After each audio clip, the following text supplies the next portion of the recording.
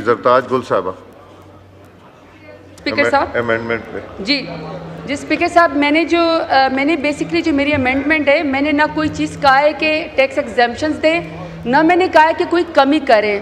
मैं सिर्फ ये बात कर रही हूँ कि पाकिस्तान एक रिस्पॉन्सिबल मुल्क है और पाकिस्तान अंडर UN जितने भी इन्वायरमेंट के ऊपर ट्रीटीज़ हुए हैं, पाकिस्तान उसका सिग्नेटरी है। जैसे UNFCCC है सर, ये जैसे बेजल कन्वेंशन है, मीना मार्टा कन्वेंशन है, या COP26 में सर उसमें हम वादा करके आए थे कि पाकिस्तान जो है वो 30% 2023 तक रिन्यूएबल एनर्जी के ऊपर जाएगा।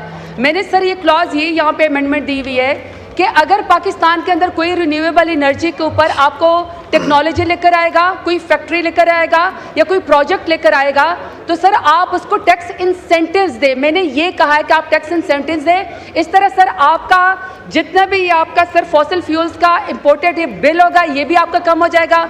मुल्क के अंदर सर आपकी क्लीन एनर्जी भी आ जाएगी और सर दुनिया के अंदर आपको एक वर्ल्ड इन्वायरमेंट फ्रेंडली मुल्क के तौर पर लिया जाएगा। जिन ममालिक में सर आप डायरेक्टली अपनी डिप्लोमेसी नहीं कर सकते हैं, जिनके साथ आपके जियो स्ट्रेटेजिक इश्यूज़ हैं, वहाँ पे सर आप ग्रीन डिप्लोमेसी के ज़रिए पाकिस्तान वहाँ पे बैठ सकता है और अपने लिए फ़ंड ले सकता है। सर इसका सेकंड पार्ट जो है वो मैंने वेस्ट मैनेजमेंट के बारे में बात की है कि सर पाकिस्तान इंतहाई खूबसूरत मुल्क है।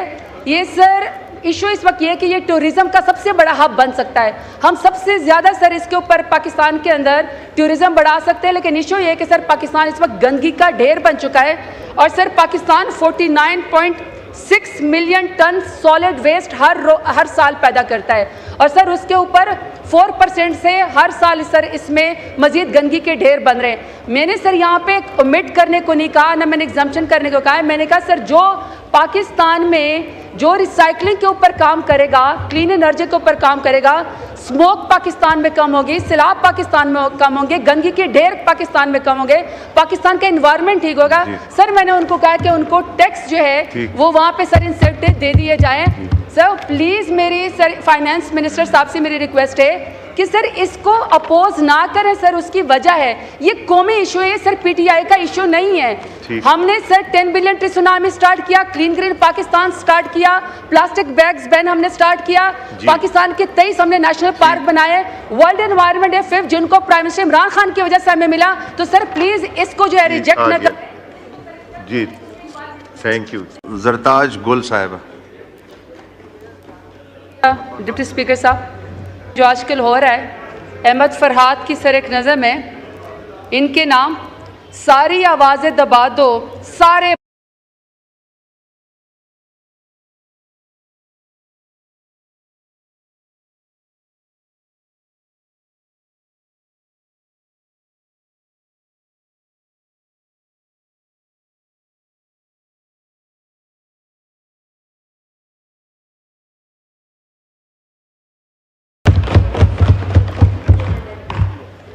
सर इंटीरियर मिनिस्ट्री पे मैंने अपने कट मोशंस दिए हुए हैं। ऐसा है कि सर यहाँ पे जो भी जैसे भी है किसी न किसी पॉलिटिकल पार्टी को रिप्रेजेंट करता है यहाँ पे आए हुए लोग, लेकिन सर कुछ अरसे से ऐसा होता है कि वहाँ पे लाठीचार्ज करती है, टीयर गैस इस्तेमाल करती है, वाटर कैनन इस्तेमाल करती है और सर एक यंगस्टर तैयबा राजा जो सर वो पुलिस के आगे एहतजाज करती है कि शायद कोई शर्म आ जाए, अपना दुपट्टा उठा के फेंकती है।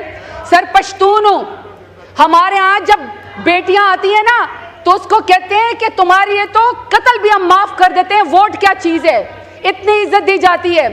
सर जब वो आती है अपना दुपट्टा फेंकती है तो बजाय इसके ऑन कैमरा, बजाय इसके कि उसके सर के ऊपर दुपट्टा रख दिया जाता है कि एक बच्ची परेशान है इस वक्त, टीयर गैसिंग का वो है, शेलिंग उसके ऊपर हो रही है, सर उसके बजाय वो पुलिस ऑफिसर आता है, बालों से पकड़कर घसीटता है और मर्दों के पूरे दस्ते के अंदर उसको ले जाता है।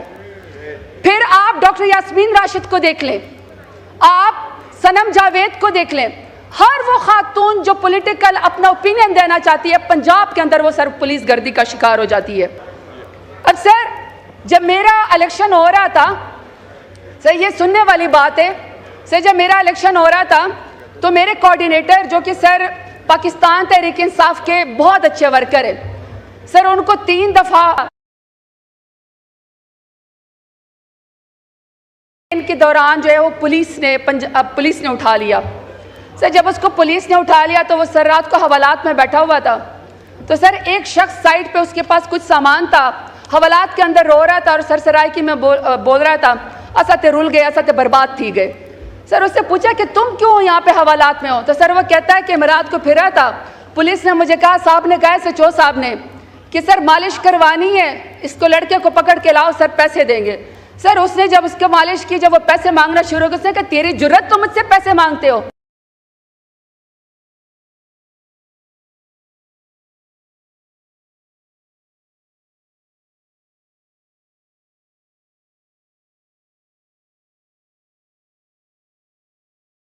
करता है या सर वो जिसने दहशतगर्दों का सरगना हो, किसी शख्स का सर ईसीएल पे नाम नहीं आता। ईसीएल पे अगर नाम है तो सर हमारे हैं, थोक के हिसाब से नाम डालो, में हर शख्स को ईसीएल पे डाल दिया और सर उस शख्स को भी डाल दिया, सर उस शख्स को भी उन्होंने ईसीएल पे डाल दिया जो कहता है एब्सोल्युटली नॉट कह के कि मेरा जीना मरना पाकिस्तान के अंदर है, जिसके जेल के अंदर प्लेटलेट्स नहीं गिरे, कमर में दर्द नहीं हुई, उसने सर 150 रुपए के स्टैंप पे पेपर के ऊपर नहीं लिख के दिया कि मुझे बीमारी का बहाना बना के लंदन जाना है। सर एक सेकंड, सर उसको भी नहीं छोड़ा।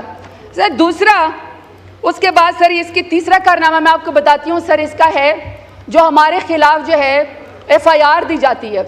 सर एफआईआर क्या है? आप सर पूरा पीपीसी उसके अंदर झंडा उठाने पर पाकिस्तान तहरीक इंसाफ के, पाकिस्तान तहरीक इंसाफ का जलसा करने पर, पाकिस्तान तहरीक इंसाफ की रैली करने पर, सर जरा वो देखें, दफा देखें। पहला है जी झंडा उठाने पर दहशतगर्द, सर दूसरा है एंटी स्टेट, तीसरा है गद्दार, चौथा है कि सर शरपसंद। सर जब दिल नहीं भरा, क्योंकि 28 दफा पूरी पीपीसी की डालनी थी, आप यकीन करें सर शर्म आती है। गाय चोरी का पर्चा मेरे ऊपर डाला कि मैंने कार की डिग्गी में कच्चे के इलाके में गई, पक्के के डॉक्टरों को तो नहीं पकड़ सकते, मैं कच्चे के इलाके में गई तानाकुंबी से, नहीं सर, कार की डिग्गी में, नहीं सर प्लीज ऐसे ना करें। पे 3 मिनट है, 4 मिनट सर 3 मिनट और दे दें। सर कार की डिग्गी में गाय डाली और सर मैंने चोरी कर ली।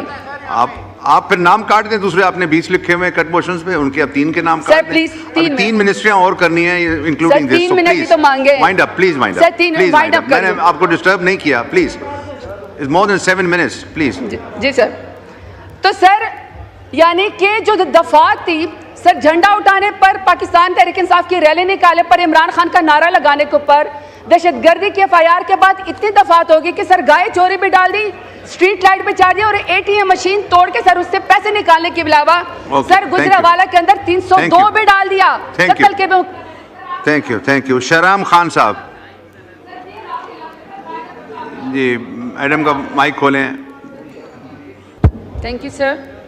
सर मेरे सिर्फ सर 2 ही पॉइंट है सर। मेरा ख्याल है कि इट्स टाइम कि जितनी भी रिडंडेंट ऑर्गेनाइजेशंस और मिनिस्ट्रीज़ हैं सर, जो पाकिस्तान की इकॉनमी के ऊपर बोझ हैं, और सर जैसे पावर डिवीज़न है जिसका सर हम सिर्फ 3 खरब का खसारा और जो मज़ीद बढ़ रहा है हमारी जेबों से निकल रहा है, सर इनको अब ख़त्म करके रिडंडेंट ऑर्गेनाइजेशंस को ख़त्म कर दिया जाए।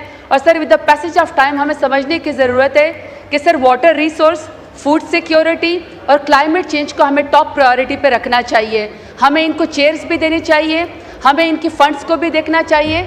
और सर ये ज़रूरी नहीं है कि यहाँ पे हर बात पे बार बार कहा जाए कि आई अपोज। सर बात आई अपोज की नहीं है, बात ये कि यहाँ पे सर जो हम कट मोशन लगाते हैं इसका कोई बेनिफिट होना चाहिए। और सर मैं क्यों फूड सिक्योरिटी की बात कर रही हूँ सर, पाकिस्तान में अभी हमें ये टॉप प्रायोरिटी रखनी चाहिए।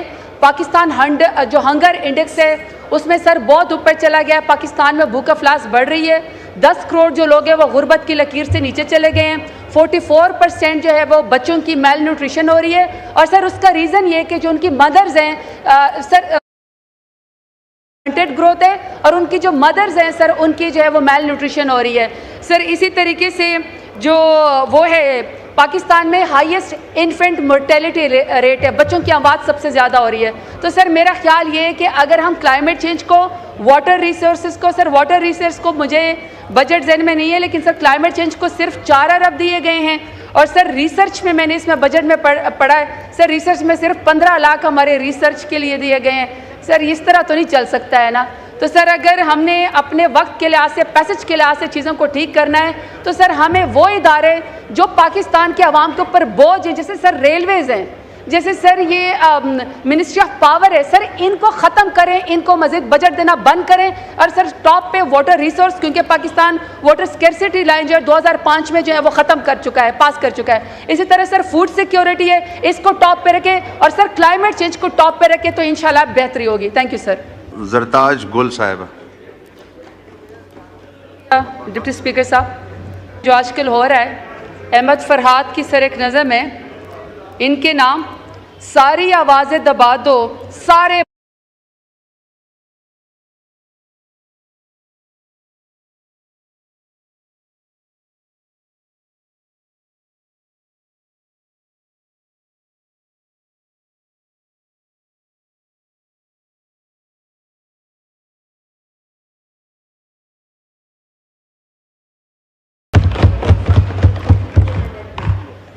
सर इंटीरियर मिनिस्ट्री पे मैंने अपने कट मोशंस दिए हुए हैं। ऐसा है कि सर यहाँ पे जो भी जैसे भी है, किसी न किसी पॉलिटिकल पार्टी को रिप्रेजेंट करता है यहाँ पे आए हुए लोग। लेकिन सर कुछ अरसे से ऐसा होता है कि